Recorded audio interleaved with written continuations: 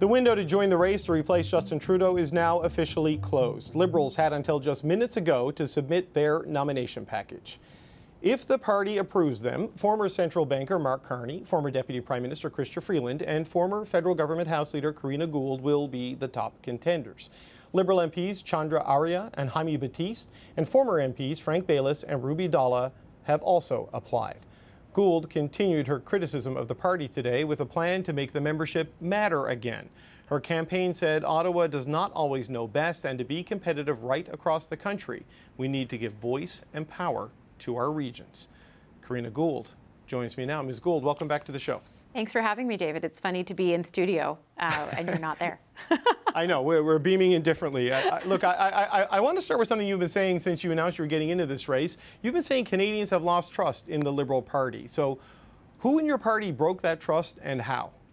Well, I actually think that that was collective on all of us, in the sense that Canadians have been telling us for a number of years what the issues are that matter to them, and it took us too long to respond. And I think that what Canadians are looking for is leadership that is listening to them, that is focused on the issues that matter to them, like affordability, like housing, like the cost of groceries, and making policy decisions that reflect that.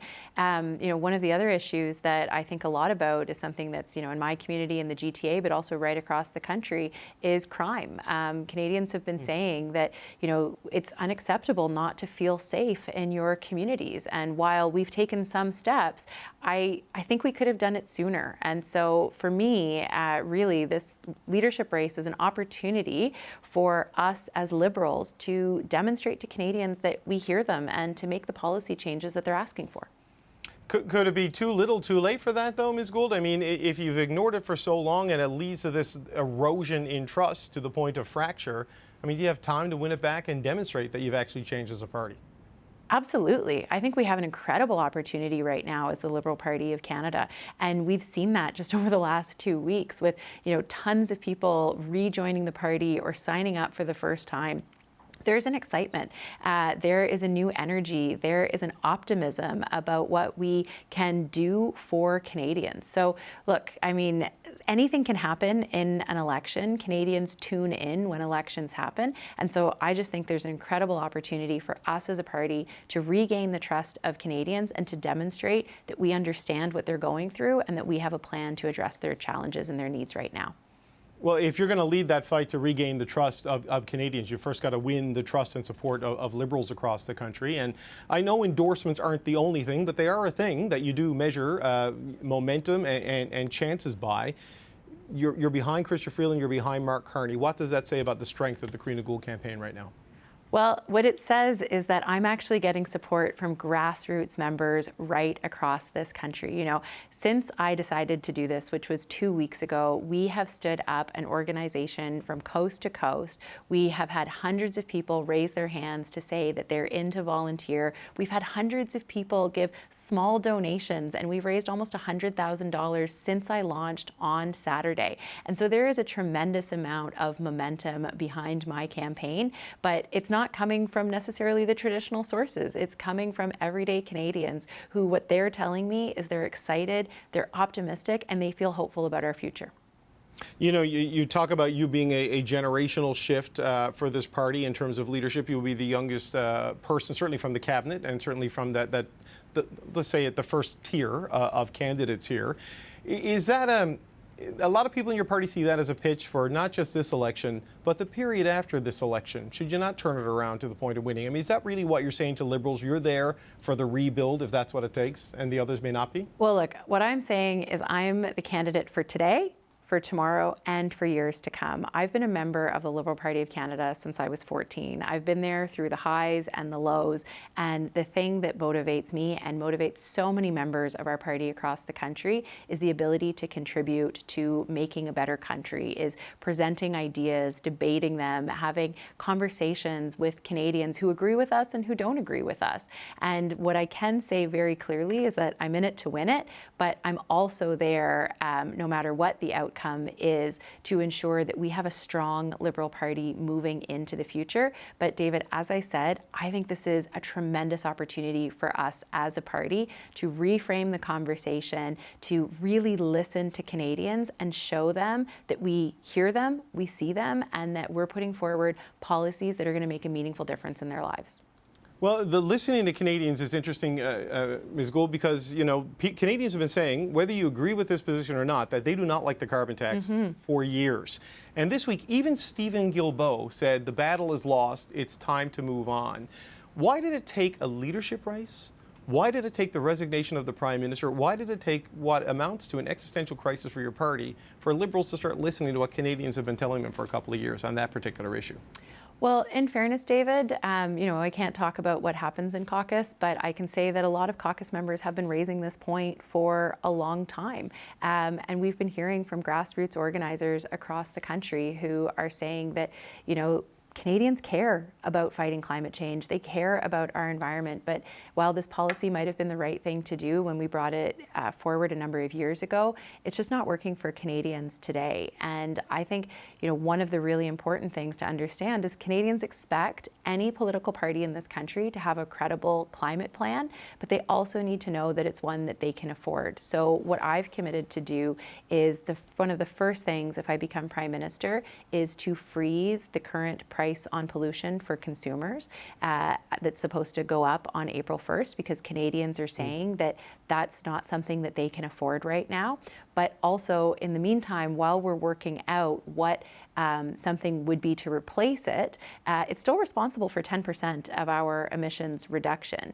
And to also give Canadians an opportunity to make the kinds of choices that they want to make. Like, Canadians are already making choices and doing things to reduce their emissions, but I want to make it easier for them to purchase an electric vehicle or a hybrid. And I want to include gas hybrids in that as well, because everything we do collectively to reduce our emissions is a good thing. I want to bring back the home energy retrofit program so that people can reduce their energy usage in their homes and reduce their gas bills and their energy bills.